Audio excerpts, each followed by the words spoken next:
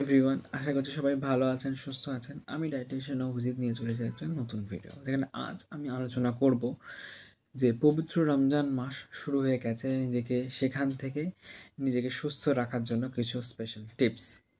অর্থাৎ আমাদের এই রমজান মাস মনে রাখতে গেলে আমাদের দুটো জিনিসের কথা মাথায় রাখতে হয়। সেখানে এক হচ্ছে ইফতার এবং দুই হচ্ছে সেহেরি। সেহেরি মিন্স হচ্ছে আমাদের যে আমরা লাস্ট মিল ভোরবেলায় খাচ্ছি সেটাকে বলা হচ্ছে সেহরি, এবং ইফতার অর্থাৎ কিনা আমরা যখন ফাস্টিংটা ভাঙছি সেটাকে বলা হচ্ছে ইফতার। এই ইফতারের সেহরিতে আমাদের কিছু জিনিস মাথায় রাখতে হবে। অর্থাৎ আমরা ইফতার সেখানে কিন্তু মনে রাখতে হবে আমাদের রিফুয়েলিং এবং রিহাইড্রেটেড। অর্থাৎ আমাদের ফাস্টিং সময় যে আমাদের এনার্জি লস হয়েছে আমাদের শরীরে, এবং যে আমাদের শরীরে যে জল কমে গেছে, তো সেটা যাতে আমাদের নতুনভাবে শরীরে আবার আমরা নিজেকে হাইড্রেটেড রাখতে পারি, তো সেটাকে আমাদের মাথায় রাখতে হবে। এবং সেহরিতে মাথায় রাখতে হবে অনেকক্ষণ ফাস্টিং থাকবো আমরা, তো সেই সময় যেন আমাদের বডিকে নিজেকে এনার্জেটিক রাখে এবং হাইড্রেটেড রাখে, সেটাকে আমাদের মাথায় রাখতে হবে। এবং ফাস্টিং ভাঙলাম, ইফতারের সময় ভাজাভুজি, তেল মশলা, প্রচণ্ড পরিমাণে deep fried food, high sugary food সেগুলো খেয়ে নিলাম, সেটা কিন্তু ফাস্টিং নয়। ফাস্টিংটা ফাস্টিংয়ের মতোই রাখা উচিত। তাহলেই আমরা একটা সুস্থ এবং আমরা একটা সেখান থেকে একটা আমরা যে ফাস্টিংটা যে কারণে করছি সেটার আমরা একটা বেনিফিট পাবো। ভাজাভুজি, deep fried food, high sugary foods, carbohydrated beverages, এই সমস্ত জিনিস খেয়ে কিন্তু কখনোই আমরা সেই বেনিফিটটা পাবো না। আমরা বলে থাকি এবার যখন আমরা ইফতার ফাস্টিংটা ভাঙছি, তো সেখানে আমরা ধরুন কিছুটা প্লেন ওয়াটার সাথে ডেটস এরমভাবে খেতে পারি, অথবা আমরা ফ্রেশ ফ্রুটস বা কিছুটা স্প্রাউট সালাড হতে পারে, সেখানে মিল্কশেক হতে পারে, নাটস দিয়ে মিল্কশেক সেটা হতে পারে, এইগুলো আমরা খেতে পারি। এটার পর যখন আমরা বা লাস্সি বা ছাস এটাও খেতে পারি আমরা।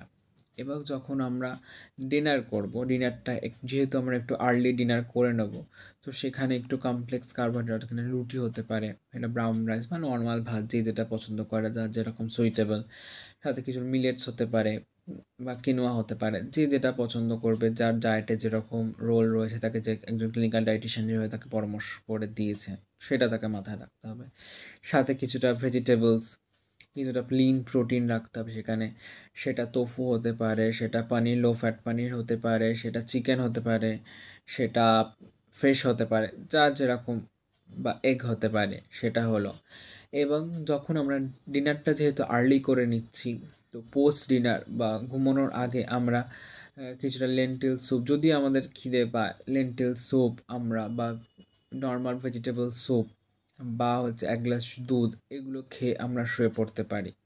যখন ভোরবেলা আমরা যে খাবারটা লাস্ট মিলটা খাবো, তো সেখানে আমরা কিছুটা ওভারনাইট ওটস, সোকড ওটস সাথে দই দিয়ে, কিছুটা মিক্স সিডস বা চিয়া সিডস বা কিছুটা ফল, এই ধরনের কিছু দিয়ে, বা আমরা এগুলোকে দিয়ে কিছুটা স্মুদি করে খেতে পারি, বা দই চিড়া খেতে পারি, বা দুধ দুধ দিয়ে মুড়ি, কিছুটা ফল দিয়ে সেটাও আমরা খেতে পারি এই সময়গুলোতে, যাতে আমাকে এনার্জেটিক রাখে বডি। এবং ওয়াটার কন্টেন্ট রিচ এই ধরনের জিনিসপত্রগুলোকে আমাদের ডায়েটে বেশি রাখতে হবে, যাতে কিনা আমাকে বডি হাইড্রেটেড রাখে। এবং ফাস্টিং উইন্ডো ভেঙে যাওয়ার পর আমরা সেখানে কিছুটা কোকোনাট ওয়াটার, ওআরএসের জল, নুন চিনির জল বা নুন লেবুর জল, যেরকম যার প্রয়োজন সেগুলো তারা খেতে পারে, যাতে বডিকে আমাদের রিহাইড্রেটেড রাখে, সেটাকে আমাদের মাথায় রাখতে হবে। আশা করছি সবাই ভালো লাগলো ভিডিওটা।